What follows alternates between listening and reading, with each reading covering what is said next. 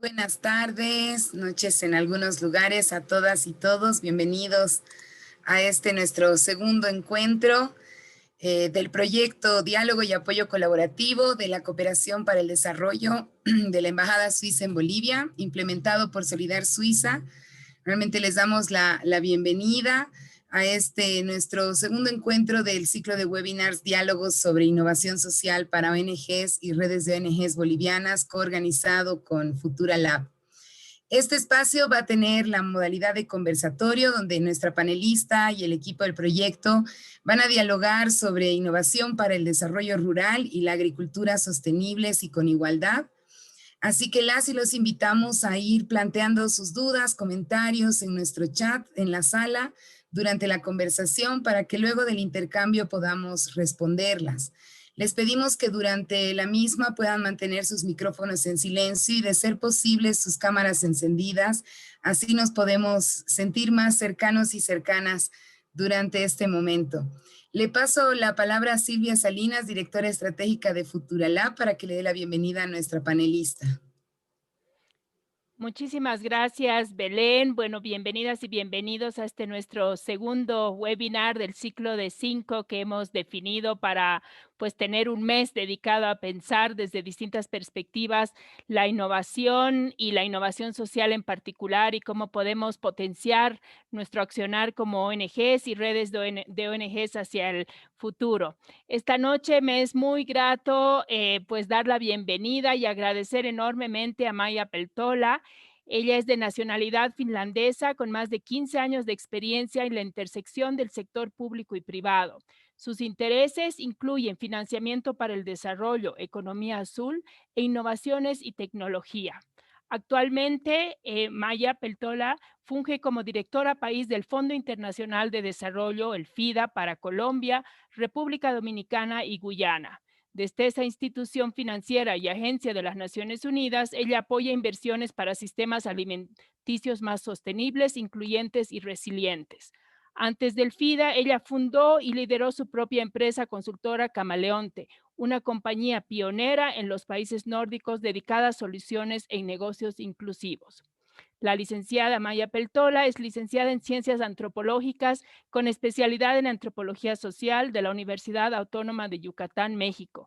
Además, ella tiene un diplomado en Diseño de Servicios y Desarrollo de Productos, Service Design and Product Development, y ha cursado estudios universitarios en Liderazgo y Negocios Internacionales. La licenciada Peltola ha trabajado en más de 30 países y habla español, inglés, francés, italiano y finés. Ella vive actualmente en Panamá. Pues creo que por este resumen de su currículum es realmente un privilegio tener a Maya esta noche y pues me encanta que lo que empezó como una casual caída, un poco espontánea aparición mía en su casa en Finlandia, en una cena a la que no estaba invitada, pero me animaron a ir, pues haya resultado en conversaciones, diálogos y pues hoy podamos estar aquí. Muchas gracias, Maya, y como Belén ya nos adelantaba, pues vamos a seguir un poco el mismo formato de la anterior vez, que es más una conversación a partir de unas preguntas que hemos predefinido y pues que pues sirven nada más eso, para detonar unos diálogos, unas reflexiones y les invitamos, reitero la invitación para que puedan en el chat ir haciendo sus preguntas y que las vayamos planteando en esta conversación y en todo caso tenemos al final un espacio reservado para ello. Entonces, Maya, voy a empezar con la primera pregunta de la noche que dice, ¿cómo entender el rol de la innovación para un desarrollo rural y agricultura sostenible? ¿Qué elementos debería considerar para impulsar procesos de innovación en este ámbito y cuál es su vínculo con la igualdad? Retomando un poco los elementos de un título un poco largo y con varios elementos que hemos planteado para el webinar de hoy. Muchísimas gracias, Silvia, y muchísimas gracias a todas y todos que están hoy en línea. Me encantaría estar ahí con ustedes en físico, así, porque me parece que estos intercambios en presencia y cara a cara con la gente son incluso más amenos, o sea, más ricos. pero bueno, esta es la nueva realidad que nos ha tocado vivir por más de un año y así les agradezco esta invitación y les saludo desde Panamá, donde justamente les acabo de comentar a los colegas que acaba de pasar una tormenta tropical terrible y feliz de que ya pasó y debería estar todo bien en las conexiones y no creo que se nos vaya la luz ya. Mira, Silvia, como dijiste, si yo llevo más de 15 años trabajando en temas de desarrollo rural y en temas de agricultura sostenible y en la intersección justamente de lo público, privado y el tercer sector que sería el sector de las ONGs también a lo largo y ancho de América Latina, el Caribe, desde México hasta Tierra del Fuego más o menos, incluyendo Bolivia también. Y bueno, las ONGs siempre han sido como muy cercanas a mi corazón. De hecho, ahorita estoy trabajando en las Naciones Unidas, pero antes trabajé también, además de mi consultora también en ONGs, entonces conozco bastante bien ese mundo. Y yo creo que retomando tu pregunta sobre los elementos importantes para la innovación, yo creo que uno de los elementos más importantes para toda innovación, ya sea en desarrollo rural o en agricultura o en sistemas alimenticios o lo que sea, digamos, es el tema de la transparencia. Yo creo que hay y lo digo como una nórdica, como una finlandesa y como apasionada del acceso libre a los datos, a la información y todo. Yo creo que la transparencia es sumamente importante porque eso deja luego una avenida para la gobernanza y la gobernabilidad y la equidad. Yo creo que solamente cuando tengamos una transparencia en los procesos, una transparencia en las innovaciones, una transparencia en la colaboración, en la transparencia de datos, todo es transparente, es que podemos ir, digamos, innovando y es que realmente podemos aprovechar la innovación como digo, no es solamente en agricultura.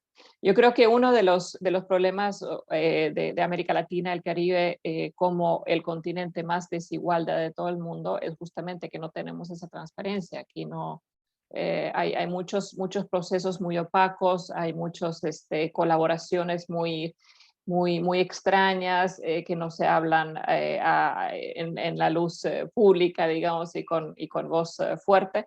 Y ahí es donde vienen luego los temas del clientelismo y los temas de la corrupción y los temas de mala gobernabilidad. Entonces, aunque puede parecerles extraño que no estoy hablando todavía de jóvenes o de mujeres o de cosas tecnológicas, yo creo que, o sea, quiero, digamos, comenzar esta charla y este conversatorio digamos, con este mensaje de la transparencia. Yo creo que eso va a ser también uno de los mensajes claves que quisiera que todos los y las oyentes llevaran después de esta charla. O sea, mientras más transparentes podamos ser, más confianza podemos crear y así todos los procesos de todo tipo de innovación van a ser mucho más, digamos, ricos. Ahora, después de esta, o sea, como un poco la introducción, yo creo que un elemento clave, lo que yo he visto y lo que he hablado con los colegas y lo que hemos trabajado, tanto desde el FIDA como desde otras trincheras donde me ha tocado trabajar y vivir, es el tema de la juventud. O sea, jóvenes, no digo que jóvenes sean el futuro, jóvenes son hoy.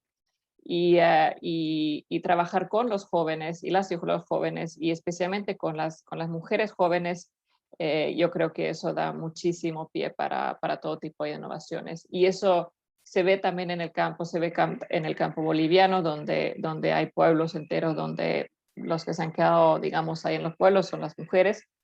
Y yo creo que ahí es donde también pueden hacer estas innovaciones.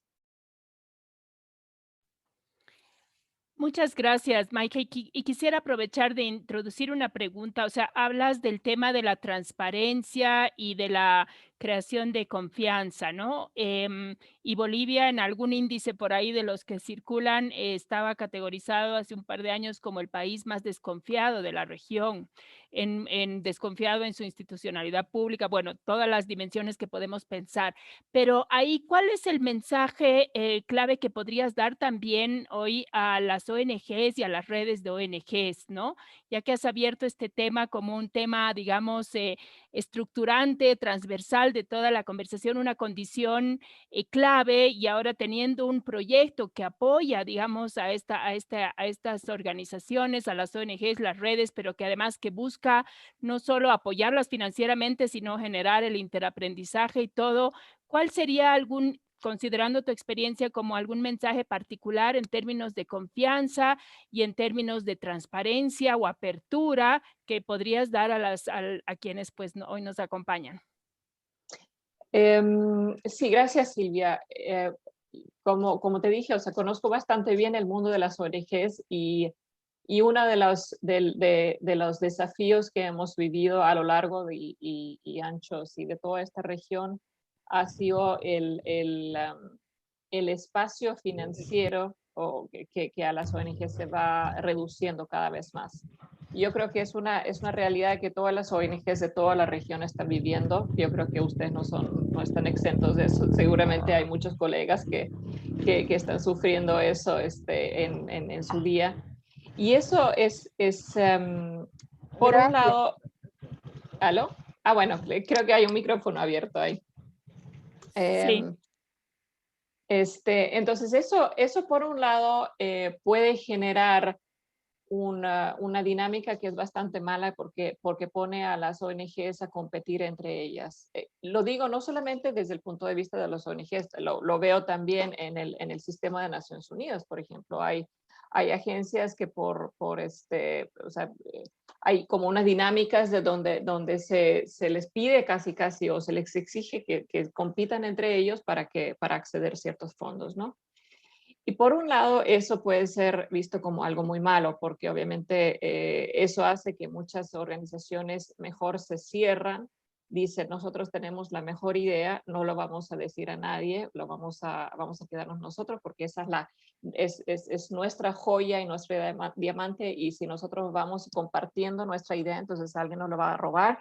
Y después ya no vamos a tener acceso a este financiamiento que queríamos, porque no podemos, ya no somos los dueños de nuestra verdad y los dueños de nuestra idea. Entonces va a haber alguien, otra persona o otra organización que va a vender esto a los donantes, ¿no? Pero por otro lado, eso también, digamos, el hecho de que se está reduciendo el presupuesto a las ONGs, eso ha hecho que han tenido que empezar a trabajar juntos. Y yo creo que esa es una magnífica, digamos, dinámica. Y yo creo que esa es una dinámica que yo veo que a través de este proyecto usted se está trabajando y empujando, y yo lo veo como una dinámica muy buena, ¿no? Porque obliga a organizaciones a trabajar más de la mano y compartir estas ideas. Entonces yo, otra vez, o sea, entiendo el tema de la competencia, pero sin embargo, a la vez quiero, digamos, realmente invitar a la gente y a las organizaciones a compartir sus ideas y incluso sus equipos y sus recursos y todo para poder trabajar juntos, porque es la única forma como vamos a poder llegar a un impacto mucho más grande. Y ligado a ese tema, yo creo que todo tipo de proyectos y todo tipo de iniciativas que mejoren esa colaboración, un poco lo que ustedes están haciendo, o sea, que ayuden a compartir ideas, a ver qué es lo que los demás están haciendo, a intercambiar experiencias, etcétera. Yo creo que está muy bien. Además, hay un tema que yo creo que pasa alrededor, bueno, en toda la esfera del desarrollo, es que creo que estamos intentando siempre reinventar la rueda, y yo creo que ponemos demasiados recursos y siempre, o sea, en reinventar la rueda. Y si miráramos unos minutitos y realmente viéramos qué lo que otras ONGs, por ejemplo, u otras instituciones han hecho alrededor del mundo. Estoy hablando ahorita, por ejemplo, de África o de Asia, más allá de América Latina y el Caribe, vamos a ver que hay muchas organizaciones que están batallando con el mismo tipo de problemas o desafíos que nosotros y ahí puede haber unas innovaciones y unas ideas magníficas. Entonces, mientras más abiertos somos, mientras más abonamos esas dinámicas de colaboración, pues podemos también aprovechar nosotros de las ideas y de las experiencias que otras organizaciones ya por las cuales hayan pasado, ¿no? Gracias, Maya, por recordarnos que pues esta importancia de cambiar también nuestros mindsets, ¿no? Y frente a reacciones con las como habitualmente hemos enfrentado, desafíos, problemas, de pronto hay una necesidad de movernos del lugar y creo que ese también es el espíritu del DAC, ¿no? Cómo tender puentes, colaborar y sumar, porque creemos que ese es el futuro posible, no solamente en términos de impacto, sino también de sobrevivencia y de generar mejores resultados que a su vez traigan mayores oportunidades, ¿no? Así que muchas gracias por esa reflexión. Bueno, volviendo al tema específico de esta noche, aquí hay una pregunta, bueno, que pone un poco el contexto primero del incremento poblacional, el cambio climático, el incremento de la demanda de alimentos, los procesos de urbanización, la expansión de la frontera agrícola y pues todo el debate alrededor del uso de transgénicos, ¿no? Entonces, tomando en cuenta todo este contexto, además donde lo uno se suma a lo otro y es un contexto de complejidad, ¿qué tipo de políticas, tanto nacionales como locales, innovadoras podrías sugerir para mejorar la productividad de la agricultura rural, teniendo en cuenta las condiciones de precariedad de la mayor parte de las y los productores? Y evidentemente esta pregunta puede verse como muy enfocada a Bolivia, que lo conversamos un poco, pero yo creo que, y ese es también un poco el enfoque de Futura Lab, creo que podemos aprender mucho de otros lugares y otros países, así que podemos también aprovechar de ejemplos y buenas prácticas y también no tan buenas de pronto y lecciones aprendidas de otros países que hayas podido conocer. Sí, en ese tema, bueno, hay como varios elementos en esa misma pregunta. Es una pregunta muy larga y habla desde la frontera agrícola hasta el uso de transgénicos, etcétera. Entonces, yo creo que hay muchos elementos allá. Yo creo que, primero que nada, nosotros no podemos pensar en ningún tipo de producción hoy por hoy que no tome en cuenta el cambio climático y obviamente los temas de resiliencia. Ahora, la experiencia nos demuestra que los agricultores y agricultoras y pequeños productores, tanto en Bolivia como también en otros lugares, son increíblemente resilientes. Entonces, yo creo que los sistemas de ellos son muchísimo más resilientes que los sistemas que nosotros manejamos aquí en las zonas urbanas. Y entonces yo creo que en vez de hablar de siempre, digamos, de la falta de cosas y de la precariedad de las cosas, yo creo que habría que, digamos, hablar y cambiar un poco el mindset, como tú dices, Silvia, cambiar un poco el discurso y pensar cuáles son los assets, o sea, cuáles son estas oportunidades y cuáles son los elementos que hace de una pequeña productora en el último pueblo del altiplano boliviano tan resiliente. O sea, ¿cuáles son las cosas que la mantienen allá y digamos, vivo y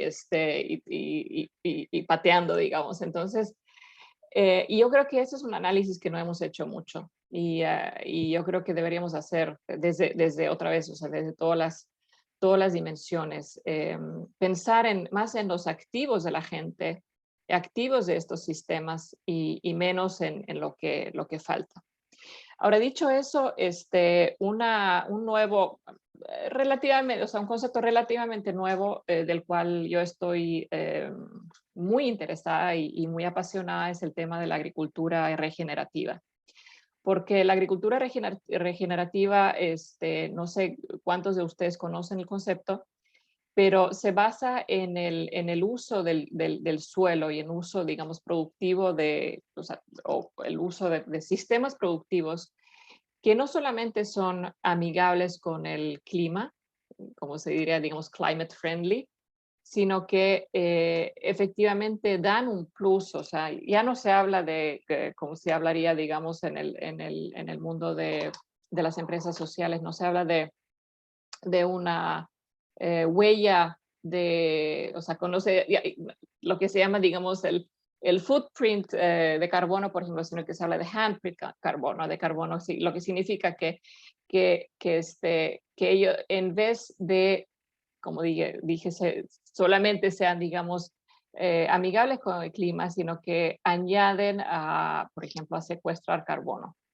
Y hay ciertas técnicas de producción que se pueden utilizar, dependiendo obviamente del sistema de producción, pero hay ciertos sistemas o ciertas técnicas y metodologías como se pueden, por ejemplo, utilizar para que el mismo terreno, la misma tierra secuestre carbono o CO2 del aire. Entonces, hay un mundo ahí dentro de este concepto de agricultura regenerativa que se puede, digamos, empujar. Hay ahorita bastantes, digamos, iniciativas en cuanto a agricultura regenerativa en Europa, en Estados Unidos. Ahora, hablé la semana pasada con la CEO de PepsiCo de América Latina y el Caribe, y ellos, por ejemplo, tienen una gran propuesta de agricultura regenerativa, pero eso es hasta ahora todavía solamente en Estados Unidos. Pero a mí me gustaría poder apoyar ese tipo de iniciativas, tanto en Bolivia como en otros países. Entonces, yo creo que, digamos, dentro de esa discusión de los transgénicos y dentro de esos grandes desafíos, como digo, hay que ver más bien en los activos, qué es lo que hace estos sistemas resilientes, y por otro lado ver estas nuevas tendencias y estas nuevas metodologías y técnicas como sería, por ejemplo, la agricultura regenerativa.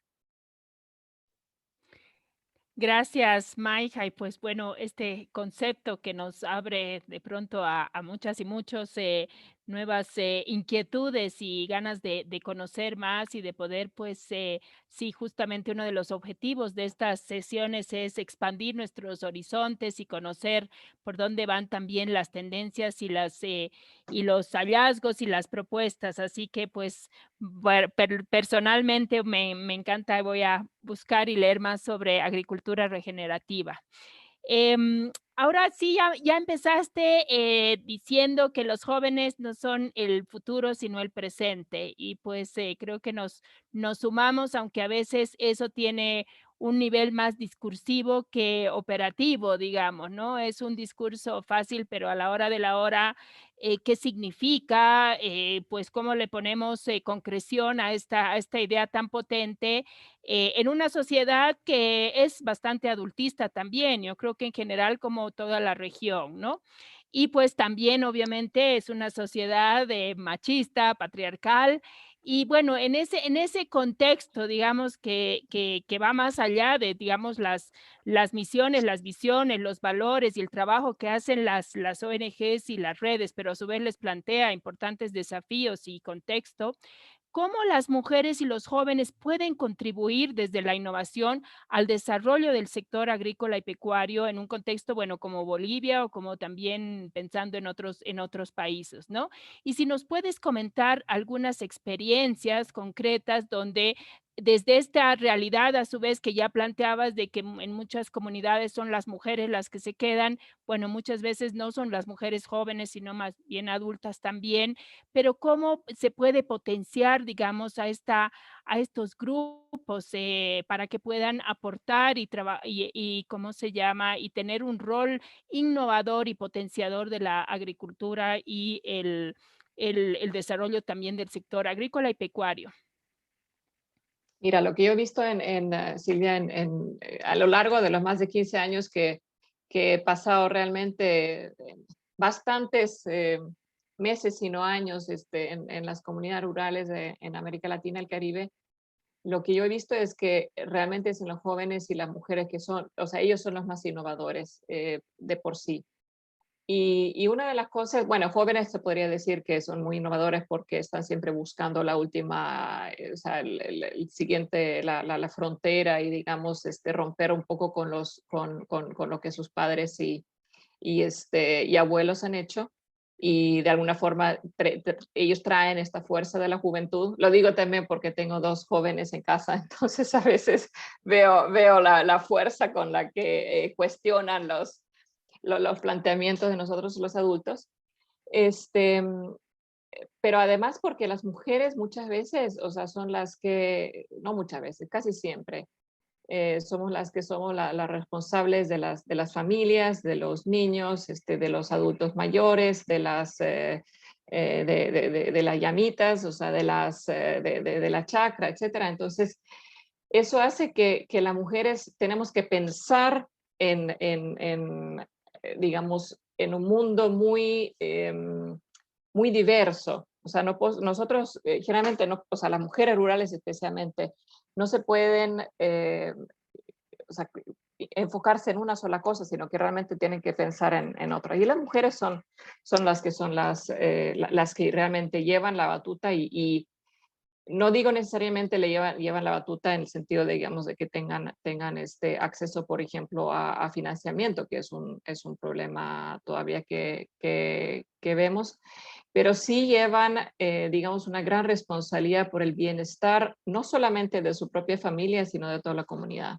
Y yo creo que eso ha hecho que las mujeres generalmente lleguen a tener unas ideas muy innovadoras. Y eso lo he visto en Guyana, por ejemplo, con las mujeres perdón, las mujeres amerindias, o sea, las mujeres indígenas de allá, que son ellas las que empiezan a generar nuevos productos, por ejemplo, desde cassava u otros productos. Y lo he visto a lo largo y ancho realmente de las comunidades rurales. Entonces, yo creo que a veces es la necesidad y la misma, digamos, la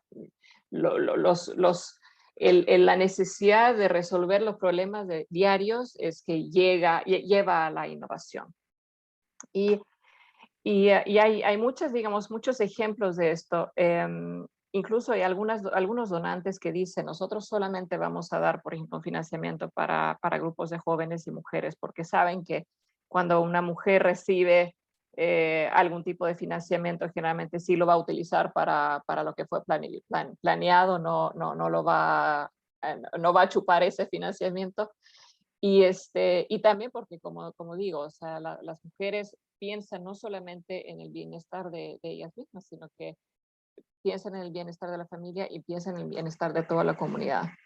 Dentro de ese grupo, yo creo que obviamente las mujeres indígenas, por ejemplo, tienen una riqueza y un conocimiento todavía mucho mayor. Y lo que hemos visto es que de alguna forma, digamos, los conocimientos sobre, por ejemplo, el uso de las plantas amazónicas o los frutos amazónicos, o sea, pasan de mujeres o sea, de generación a generación, y son muchas veces las mujeres que son las que saben y conocen estas cosas.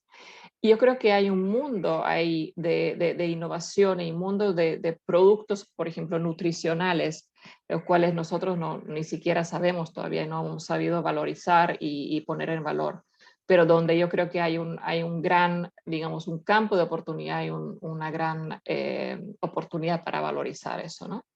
Entonces, yo creo que hay, digamos, algunos elementos de la innovación y algunos elementos de por qué valorizar y por qué especialmente poner a las mujeres y a los hombres, perdón, a las mujeres y a los jóvenes en la primera línea.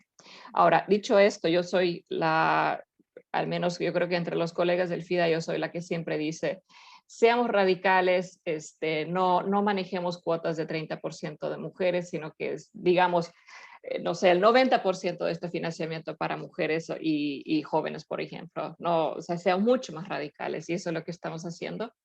Pero dicho esto, yo también reconozco que no podemos solamente trabajar con mujeres, tenemos que trabajar con hombres, porque solamente a través del cambio en el comportamiento del hogar o cambio en el comportamiento de las comunidades cuando empiezan a cambiar estos roles de género. Entonces, el hecho de que hablemos de la fuerza innovatriz así de las mujeres o de los jóvenes no significa que no trabajemos con la gente más grande o con los hombres, porque es igualmente importante también incluirlos a ellos y un poco retarlos para cambiar un poco su pensamiento, ¿no? Gracias, Maija. Creo que sí es súper importante esto de pensar, de poner en valor, ¿no? Las contribuciones de las mujeres y los jóvenes. Yo creo que eso es algo que no se hace mucho, o sea, es parte del discurso, sí, pero yo creo que realmente poner en valor es un desafío. Y ahorita que te escuchaba, me conectaba al tiro también cuando empezaste a argumentar con el tema de toda esta agenda de los cuidados, ¿no?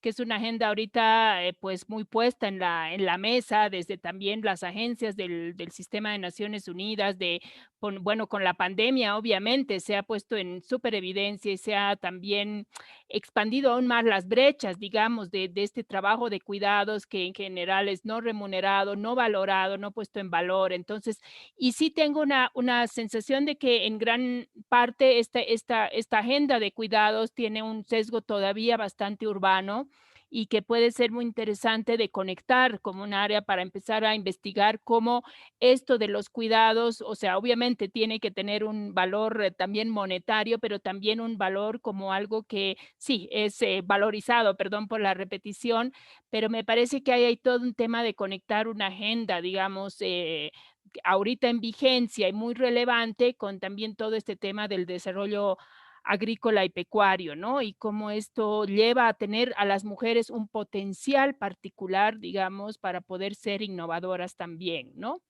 Entonces, bueno, muy interesante, nos dejas nuevos temas, preguntas y como desafíos para ir conectando también. Pasando ahora porque creo que hablamos de las personas y de los sujetos, pero en tu enfoque también como sistémico, que dices que hay que pues trabajar con todas las partes al final, desde la persona, el sujeto, pero también con el sistema, ¿no? O sea, las instituciones y todo el tema. La segunda pregunta se va, digamos, al otro extremo, un poco al tema de la institucionalidad, ¿no?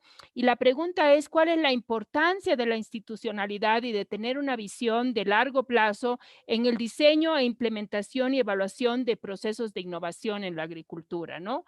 Y cuál es un poco el rol de los distintos actores en esta visión de entender que ya habrías, o sea, sí es importante trabajar con los sujetos, hombres, jóvenes, mujeres, no tan jóvenes, etcétera, en su diversidad, pero también mirando ya la parte de la institucionalidad, incluyendo la academia. ¿Cuál sería ahí tus reflexiones? Mira, bueno, primero que nada, obviamente es súper importante que todos trabajemos juntos y, digamos, hay una buena colaboración. Pero, bueno, yo trabajo diariamente con los gobiernos y con distintas instituciones del sector público y también cada vez más con empresas del sector privado. Pero tengo que decir que la innovación no suele ser el tema fuerte de la institucionalidad pública. Yo creo que pasa lo mismo en Bolivia que en cualquier otro lado, que cuando se habla de presupuesto nacional, por ejemplo, no se quiere tomar riesgos, no se quiere hacer proyectos pilotos, no se quiere innovar porque hay muchos riesgos. Obviamente la innovación lleva cierto riesgo y obviamente si alguien es un político, quiere tomar, o sea, necesita tomar estas decisiones, va a ir por lo seguro y no va a ir por lo innovativo y por lo innovador y lo que conlleva riesgos, ¿no? Yo creo que ahí justamente es donde yo veo que ese es el espacio donde las organizaciones no gubernamentales, donde las ONGs y donde las redes de ONGs y donde también el sector privado y donde la academia pueden jugar un rol importante. El sector privado, porque a veces en las empresas, no en todas, pero en muchas tienen algún presupuesto o línea presupuestaria para em, desarrollo de nuevos productos o de nuevos servicios, por ejemplo. Entonces, ahí se pueden ir probando cosas. Ahora, muchas empresas privadas tampoco no son las más innovadoras porque no quieren tomar riesgos financieros, por ejemplo, para probar algún producto que quizás después no sea factible o no tenga tan buena rentabilidad. Entonces, quedamos con la academia y con las ONGs. Y entre la academia y las ONGs yo creo que hay digamos, una colaboración, o me encantaría ver una colaboración muy, muy, muy estrecha, porque ahí es justamente donde se generan nuevas ideas, donde se pueden probar nuevas ideas, donde pueda haber ese tipo digamos, apetito para tomar riesgo. Y yo creo que son justamente desde las ONGs y desde la academia donde se puede llegar a tener estas nuevas ideas y que después, una vez que sean demostradas que funcionan, entonces se puede, digamos, un poco ir nutriendo o dando estas ideas al sector público. Pero el sector público raramente va a ser quien o desde donde nacen las innovaciones. Hay ciertos espacios, o sea, yo vengo de Finlandia, donde hay todo un, digamos, ecosistema de innovaciones dentro del sector público, donde incluso la narrativa y el discurso dentro del sector público es que innovemos, probemos cosas, etc. Pero bueno, o sea, no siempre es el caso en todo el mundo y ni en todos los países, así que, como digo, ese no es el mundo. Ahora, instituciones como el FIDA, donde yo ahorita estoy trabajando, podemos ser la bisagra. Entonces, yo estoy siempre cuando estamos diseñando proyectos o codiseñando proyectos con los gobiernos para erradicar la pobreza rural y para trabajar en los sistemas alimentarios y en la producción. Yo siempre estoy buscando innovaciones.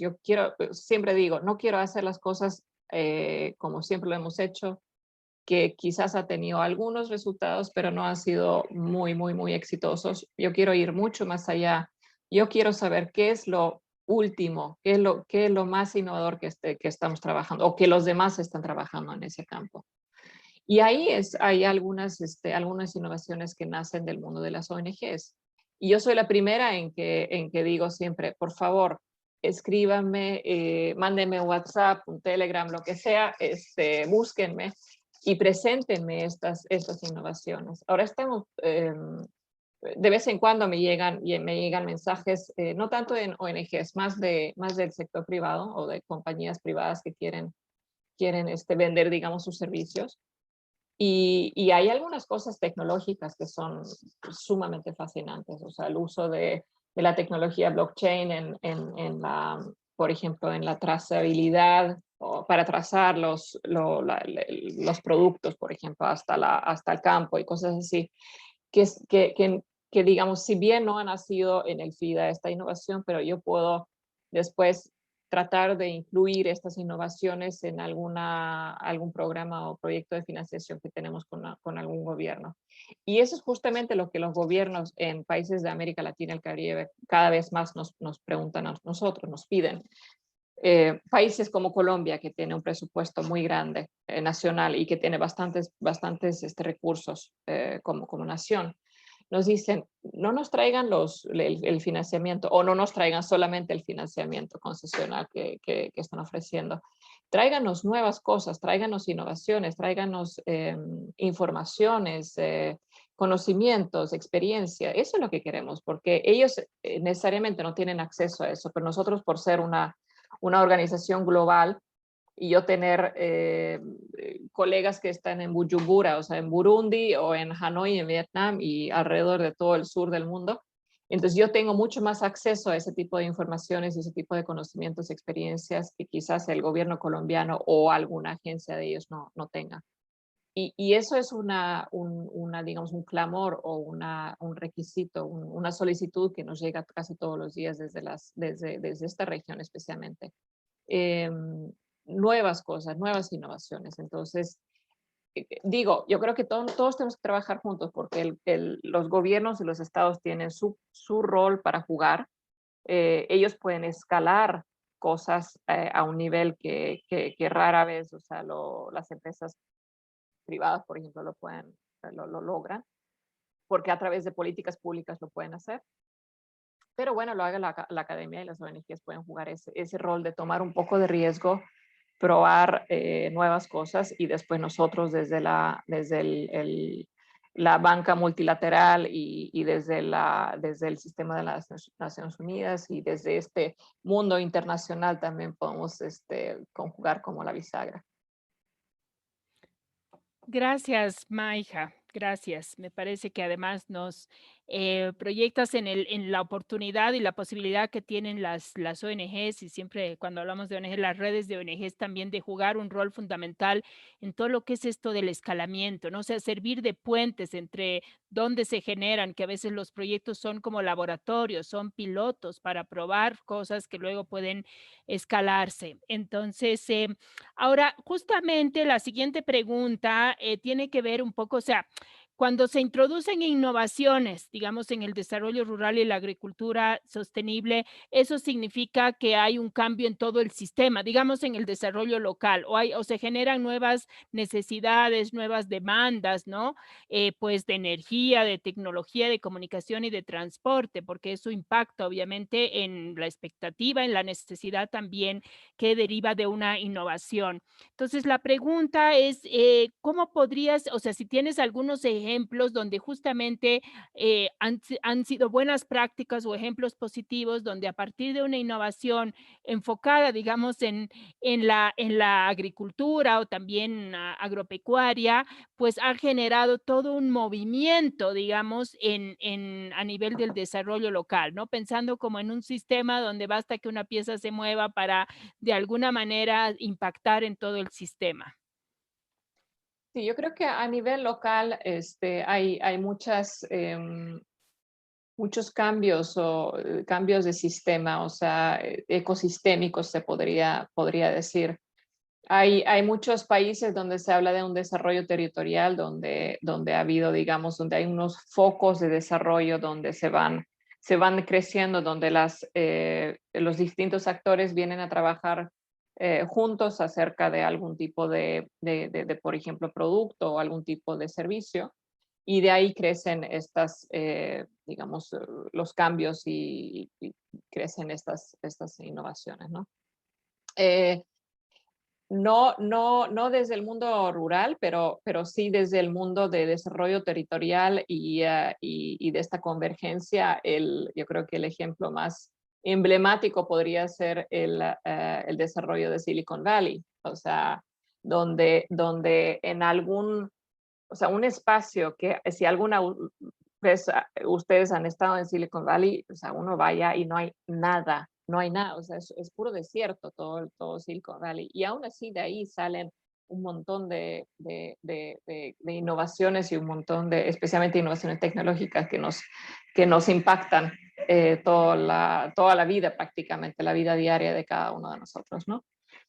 Y lo digo solamente porque nos puede parecer muy lejos, pero digamos, ahí se conjugaron varios, digamos, actores del mismo territorio que empezaron a juntarse y donde empezaron a crear, digamos, un ecosistema geográfico, donde empezaron a después jalar digamos, las mentes más brillantes, no solamente de Estados Unidos, sino que de todo el mundo. O sea, ahorita hay gente de todo el mundo allá, ¿no?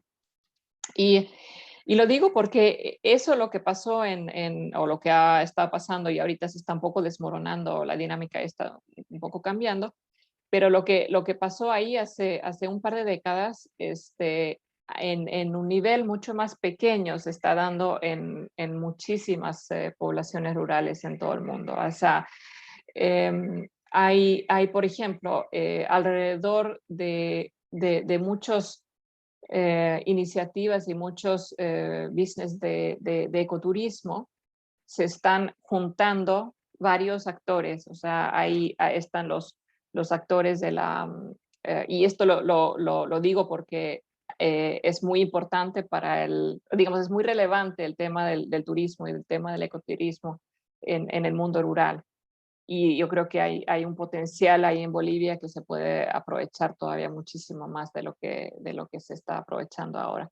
Pero digamos, iniciativas y empresas, no solamente empresas, sino que digamos el cambio sistémico que se está dando en estas poblaciones es súper interesante porque ahí conjuegan los productores que tienen que, digamos, producir para una masa de visitantes, de turistas, pero también están por ejemplo, los artesanos, están los que dan los servicios, están los constructores, están los que dan servicios escolares, o sea, educación, etcétera. Entonces hay a nivel, digamos, más pequeñito, en un territorio puede venir y, digamos, juntarse, ver cuáles son los activos que tiene el territorio, qué es lo que este territorio lo hace diferente del territorio vecino, por ejemplo, cuáles son los activos que tenemos nosotros acá.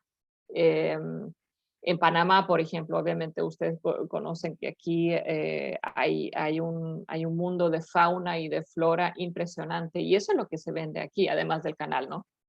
Pero es lo que se vende al mundo y a los turistas, o sea, los tucanes, los osos perezosos, etcétera. Y hay muchas iniciativas, o muchas, digamos, muchos desarrollos o polos de desarrollo a nivel de un territorio donde se juegan estos, ¿no?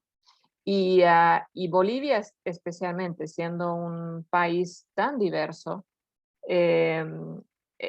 todavía yo creo que tiene muchísimo potencial para poder aprovechar digamos, aprovechar y realmente poner en valor. Más allá, digamos, del Salar de Uyuni, más allá de los vinos de Tarija y más allá del Carnaval de Oruro, yo creo que hay un mundo ahí que todavía se puede aprovechar. Y como digo, o sea, no es solamente, o sea, se puede poner en valor también los productos locales y para que todo el mundo lo conozca, ¿no? Gracias, Maya. Y pues enganchando en esto de aprovechar y poner en valor, voy a hacer una última pregunta antes de pasar, y hay 2 preguntas en el chat, pero invitamos a que ahora puedan poner otras para que podamos compartirlas. Entonces, en esa oportunidad que tú identificas a partir de la diversidad, entre otras de Bolivia, ¿cuál sería, y has dado algunas pistas esta noche, pero cuál sería como a manera como de síntesis, el rol y principal aporte que pueden hacer las ONGs para potenciar la innovación para el desarrollo social, para el desarrollo rural y la agricultura sostenible, y desde un enfoque de igualdad, ¿no? ¿Cuáles serían los mensajes claves y esta oportunidad que tú visualizas desde tu experiencia, desde tu rol actual, por supuesto? Sí, volvería sobre el mensaje de la transparencia de los procesos y de la innovación. O sea, yo creo que las ONGs están y las redes de ONGs están en un lugar y posición privilegiada porque ustedes pueden probar cosas y pueden innovar y pueden tomar esos riesgos que un político que está dentro, o un viceministro de Agricultura, por ejemplo, no puede o no quiere, digamos. Entonces, realmente yo veo el rol y el valor agregado de una ONG o de más bien una red de ONGs en eso, o sea, juntarse, ver cuáles son las cosas que se han hecho para no reinventar la rueda otra vez, traer nuevas cosas, mezclarlos un poquito, y realmente, o sea, desde allá salen unas innovaciones preciosas. Entonces, y para que eso funcione, tienen que compartir, tienen que ser muy abiertos a trabajar y colaborar con otras organizaciones, porque es otra vez ahí es cuando en este brainstorming y este como que intercambio de experiencias están en las mejores ideas y las mejores innovaciones.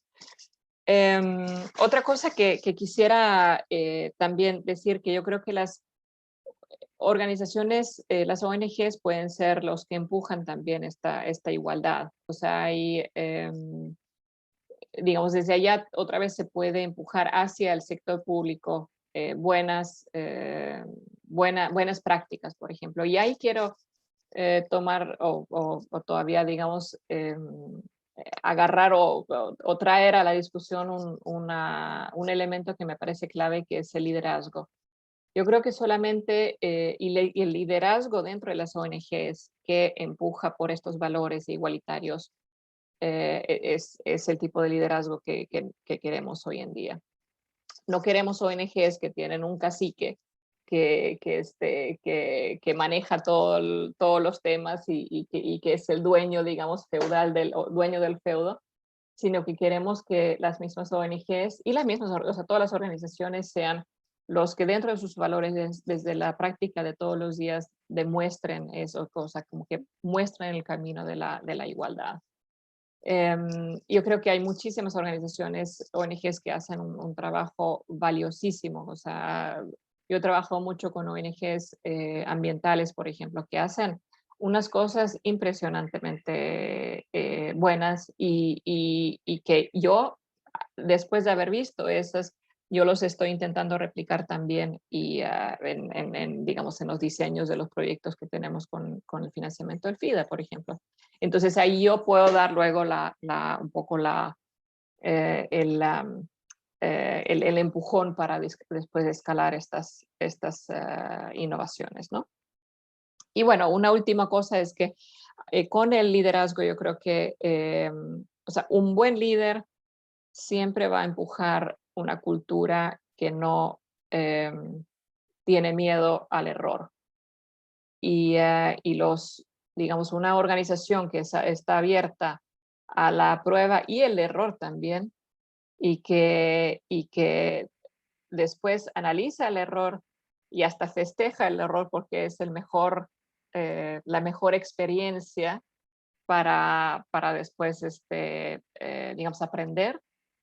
Yo creo que esas son las organizaciones que realmente van a tener un futuro y que realmente pueden hacer la diferencia, porque cualquier organización, ya sea de la ONU o del sector público o una empresa privada, pero una organización donde no se puede tomar riesgos o no se puede, digamos, no se manejan los errores porque es tan terrible, o que la gente puede perder su trabajo por cometer errores, esos no van a tener futuro, porque eso no van a ser innovadoras. Entonces yo creo que ahí el liderazgo va a jugar un rol importante, y especialmente el liderazgo en las ONGs.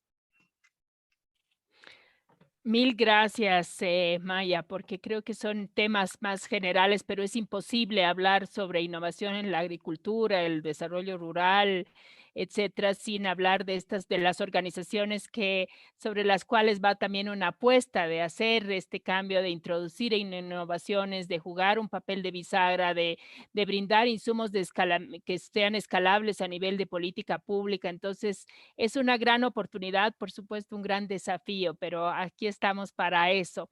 Yo quisiera pasarle la posta a Belén, porque creo que hay dos preguntas, perdón, en el chat, y pues animar a que, bueno, se animen a preguntar, a comentar, que este espacio tiene también, por supuesto, esa finalidad y es una oportunidad que ojalá pues no desperdiciemos, así que para comentar y compartir también sus valiosas experiencias y perspectivas. Belén.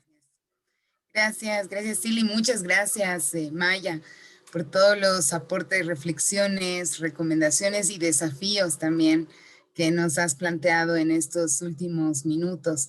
Como dice Silvia, tenemos dos comentarios en el chat. Uno de ellos lo tocaste cuando hablábamos sobre el rol de las mujeres, ¿no? En todo este tema del desarrollo rural y de la agricultura sostenible. Y la pregunta va en relación a ¿cómo relacionarías, ¿no? Todo este tema que hemos venido conversando de la agricultura sostenible, los principios de la economía circular, con los saberes ancestrales de las comunidades originarias latinoamericanas, de la cordillera, del altiplano, de la Amazonía, ¿no? Cómo se maneja la producción amigable con la madre tierra y las técnicas agrícolas armónicas con los ecosistemas.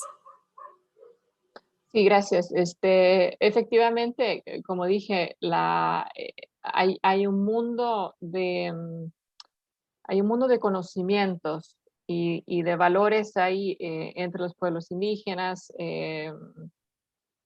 que yo creo que no hemos sabido valorizar hasta, digamos, hasta su máximo. Y no estoy ahorita hablando de aprovechar, digamos, de sacar los patentes de los productos, ponerles patentes, sino que realmente valorizar, ponerlos en valor, y también, obviamente también remunerar a la gente que los posee, pero digamos, yo creo que es súper importante y lo estamos intentando hacer a través de los proyectos de financiada por el FIDA también, o sea, y yo sé que hay muchísimas organizaciones, ONGs que manejan también y apoyan este tipo digamos, de iniciativas, de, por ejemplo, valorización de productos amazónicos, por ejemplo.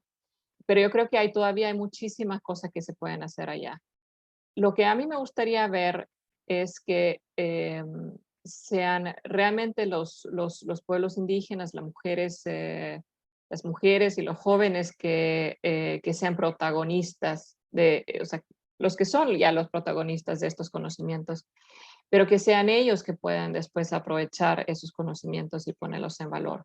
Que no sea una organización externa o que no sea un consultor externo que viene o un empresario externo que viene y después aprovecha de eso, sino que realmente que podamos apoyar ese tipo de dinámicas y iniciativas que den digamos, ahí la batuta a la gente local, que son los poseedores de estos conocimientos, ¿no? Entonces yo ahí veo muchísimas cosas que se pueden hacer todavía, como digo, por ejemplo, en los productos amazónicos yo creo que hay muchísimas cosas que todavía ni siquiera conocemos y que podríamos aprovechar.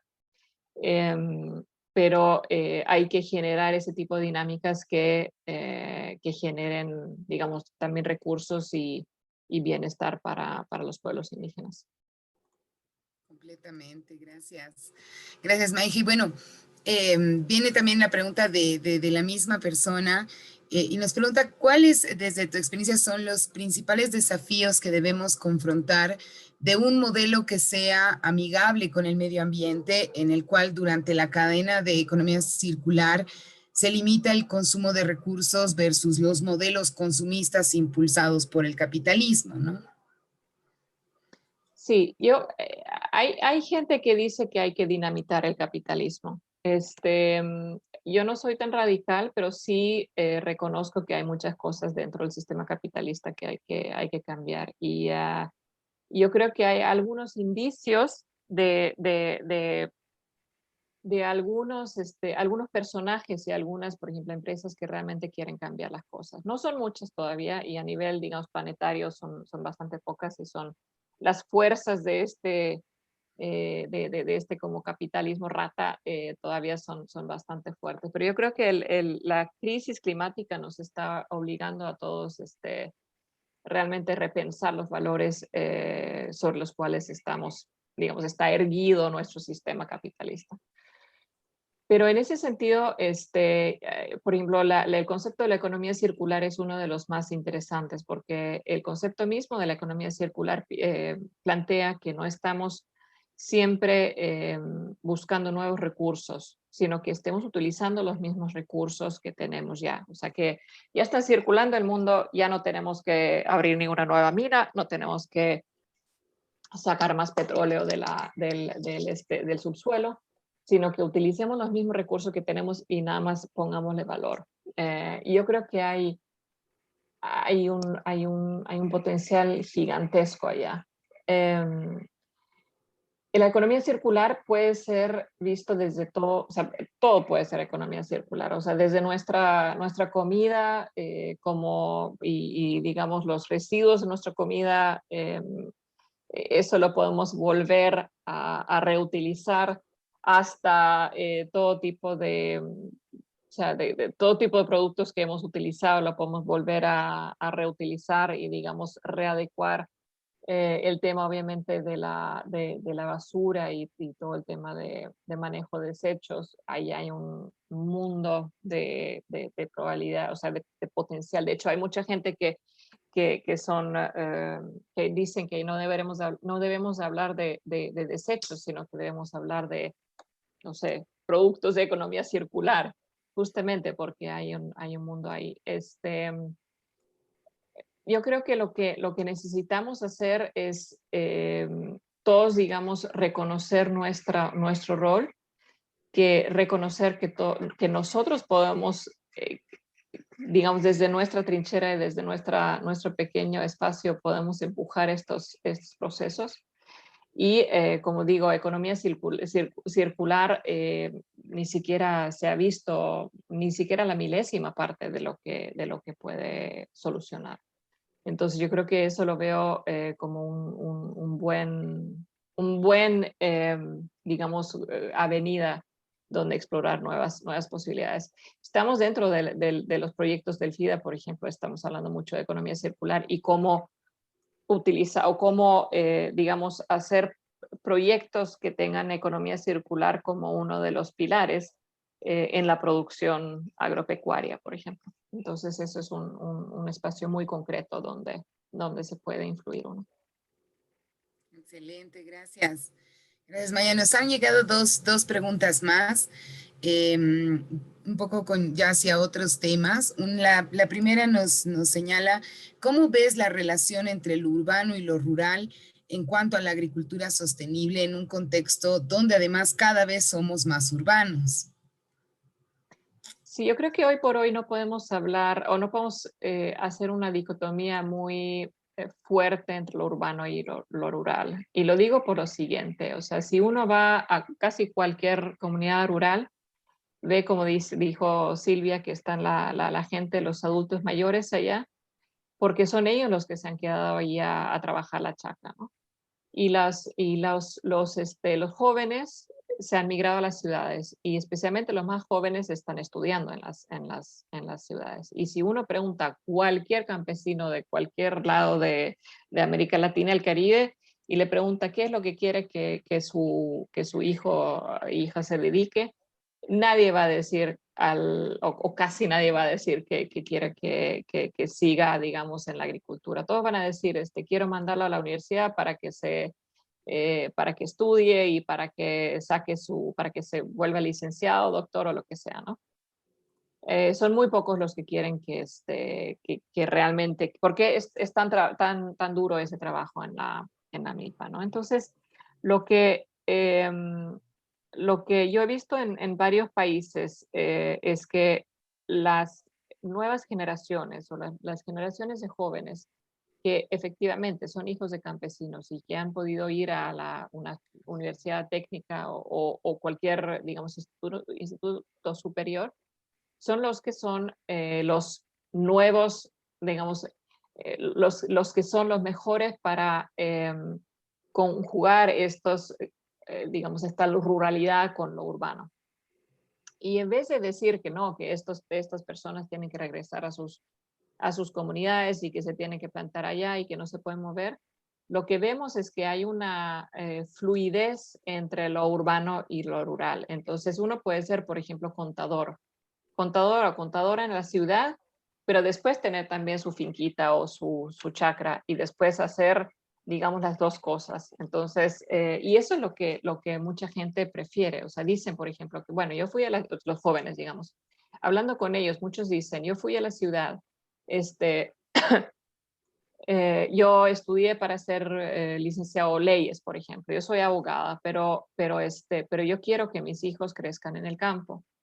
Y efectivamente, ahora con la nueva conectividad y el Internet y todo eso, que cada vez más, no siempre y no en todos los lugares, pero cada vez más está mejorando, digamos, la conectividad en los pueblos rurales. Entonces permite que una abogada, hija de campesinos, haga las dos cosas, que puede vivir por un lado en el campo y también puede trabajar en siendo abogada y además teniendo su chacra, ¿no? Entonces, yo creo que, como digo, no debemos ya pensar en lo rural contra o versus lo urbano, sino que las nuevas generaciones nos están mostrando que se puede, de hecho, jugar las dos cosas. Pero eso significa que tiene que haber buena conectividad, significa que no pueden tomar 4 días para llegar a su pueblo, o sea, tiene que haber caminos, tiene que haber conectividad a internet para que puedan hacer este tipo de cosas. tiene que haber seguridad, por ejemplo, que es una de las cosas que en Centroamérica vemos que es terrible. O sea, mucha gente se está migrando de los pueblos porque hay mucha inseguridad. Y obviamente nadie quiere que sus hijos crezcan en un mundo donde les pueden raptar a su hija o violar a su hija y llevar a su hijo a ser parte de los Mara, ¿no? Entonces, ese tipo de cosas, la conectividad, la seguridad son cosas que el Estado tiene que proveer. Gracias, Maya. Hay una última preguntita y es si nos puedes comentar un poco más sobre cómo el Estado en Finlandia apoya la innovación y los ecosistemas innovadores y si existen políticas que apoyen a las mujeres innovadoras. Esa es una buena pregunta. Una de las, yo creo que a nivel de sistema o a nivel del Estado, una de las grandes cosas quizás que tiene Finlandia y en general los países nórdicos es que la educación, incluso la educación superior a nivel de universidad es gratis. Entonces, y es de muy buena calidad. Incluso hay gente que viene de otros lados a estudiar a Finlandia a aprovechar este sistema, digamos que es gratis. Entonces, eso hace que independientemente del tipo de familia o del tipo de recursos que tu familia tenga, tú puedes tener acceso a un buen nivel de educación, desde la educación básica hasta la universidad. O sea, la universidad también es gratis. Entonces uno puede realmente estudiar y tiene acceso a ese tipo de, o sea, si a mí, yo estudié en México en una universidad pública, pero si hubiera querido estudiar en Finlandia, yo podría haber, como mujer, podría haber elegido cualquier carrera y nadie me decía nada. Quizás mis padres sí, digamos, pero en sí no había una cosa, digamos, no, que las mujeres solamente corte y confección y repostería y los hombres, no sé, ingeniería o construcción, ¿no? Sino que realmente uno puede escoger, tiene esa posibilidad de escoger cualquier carrera. Y eso hace que digamos, hay una apertura y digamos, como digo, a nivel de sistema, a nivel de toda la nación, un poco así como que uno tiene acceso, no tiene que escoger entre uno y otro, sino que tiene acceso a distintas carreras. Hay, perdón, hay distintos programas de apoyo. Por ejemplo, es bastante fácil de abrir una empresa o una organización en Finlandia. No es, en general, en Finlandia creo que esto es un tema que hemos hablado mucho, Silvia, contigo. Finlandia es una sociedad que se basa en confianza y se basa en esta transparencia. Y eso hace que todos los protocolos y todos los procesos, todos los procedimientos en Finlandia son muy simples, muy sencillos. En vez de tener que, no sé, hacer 14 o 56 pasos para abrir una empresa, uno tiene 2. O en vez digamos, ir a la notaría para buscar su certificado de nacimiento y el certificado de nacimiento de su madre y no sé qué, no se necesita eso porque todo está en línea y el Estado, digamos, tiene todos los récords de cada uno de nosotros. Entonces, eh, todo es muy fácil. O sea, yo puedo pedir mi pasaporte en línea, yo puedo hacer todo tipo de trámites en línea. Y entonces, ya que se basa en esta confianza, ya que hay transparencia y los procesos y todo eso funciona, hay también ese tipo de, digamos, apoyos a los pequeños, o los startups, por ejemplo. No es un ecosistema fácil porque hay mucha competencia. Hay muchos chicos locos que les parece que tienen la mejor idea del mundo. Lo digo por experiencia porque he trabajado mucho con startups en Finlandia. Y hay muchos como chicos ingenieros que estudian ingeniería, por ejemplo, que dicen, wow, voy a hacer un startup porque tengo esta buenísima idea. Y después uno escarbando un poquito empieza, bueno, pero entonces, ¿qué tan factible es? Y resulta que quizás no es, por ejemplo, financieramente tan viable, ¿no? pero hay esa apertura, o sea, que se puede probar, que se puede cometer errores y todo. Y eso hace que es muy, digamos, placentero hacer estas cosas. Otra cosa que es muy importante recordar que el hecho de que hay un sistema de salud pública, por ejemplo, que funciona y que es gratis, y es este sistema educacional que es gratis, eso hace que la gente puede tomar más riesgos, porque sabe que si esta empresa mía no funciona o si esta idea no es factible, entonces siempre hay como una red social o red del, digamos, del Estado que me va a mantener. O sea, no me voy a morir de hambre, porque obviamente hay mucha gente que en países como Bolivia o en América Latina no se pueden aventurar a intentar ser empresario porque no puede tomar ese riesgo. Y entonces yo creo que, digamos, hay que entender el contexto para entender estas cosas. Pero dicho esto, yo creo que hay muchas cosas que se puede hacer en Bolivia también. O sea, no, este tipo de webinarios y este tipo de posibilidades para intercambiar experiencias es un paso para esa dirección, hacia esa dirección. Buenísimo, muchas gracias, Maya. Silvia, te cedo la palabra para cerrar el espacio. Sí, bueno, yo voy antes de darle la palabra a José Luis España, que es el director del DAC, para que pueda hacer el cierre e invitarnos al siguiente webinar. Yo quiero realmente agradecerte, Maya, porque pues sé de tu agenda, imagínate, en 3 países, pero siempre estuviste dispuesta, siendo súper coherente con tu espíritu de apertura, a compartir y todo, y eso es, la verdad, quisiera destacarlo. Y me ha encantado este webinar a nivel, así hablando a nivel personal, porque refleja un poco, yo creo que el ADN del DAC en sentido de cambiar, mirar temáticamente, pero también mirar las organizaciones, hablar sobre liderazgo, sobre cooperación. Yo creo que sin conocer de pronto a profundidad el proyecto has podido reflejar en las múltiples aristas que tiene y desde las cuales vamos complementando y aprendiendo también en el marco de este interesante proyecto. Así que muchísimas gracias, de verdad. Ojalá te podamos tener acá, que pues la próxima podamos sí encontrarnos en algún lugar acá para seguir esta conversación, para ver dónde llegaron las preguntas o las ideas, porque bueno, ya en el anterior webinar nos escribieron algunos, lo que había generado en términos de algunas preguntas, inquietudes. Yo creo que de eso se trata, ¿no? Es un tiempo de más que de tener todas las certezas, de animarse a explorar nuevas posibilidades. Así que, pues, muchísimas gracias, un abrazo fortísimo y, pues, ojalá nos puedas visitar pronto. Y ahí también incorporamos a Arnold en la conversa, por supuesto, que está aquí en el FIDA, también un innovador y disruptivo también de lo que yo lo conozco. Así que, de mi parte, José Luis, te cedo la palabra. Muchísimas gracias.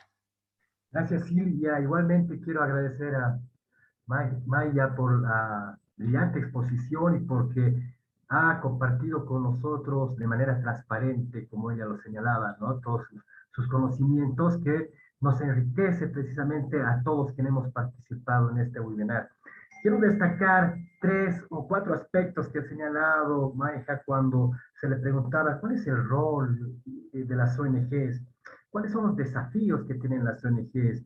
Y uno de ellos es precisamente esta posibilidad o esta apertura hacia compartir, ¿no? Esto que en el anterior webinar también hablamos referido a lo que es la colaboración radical, ¿no?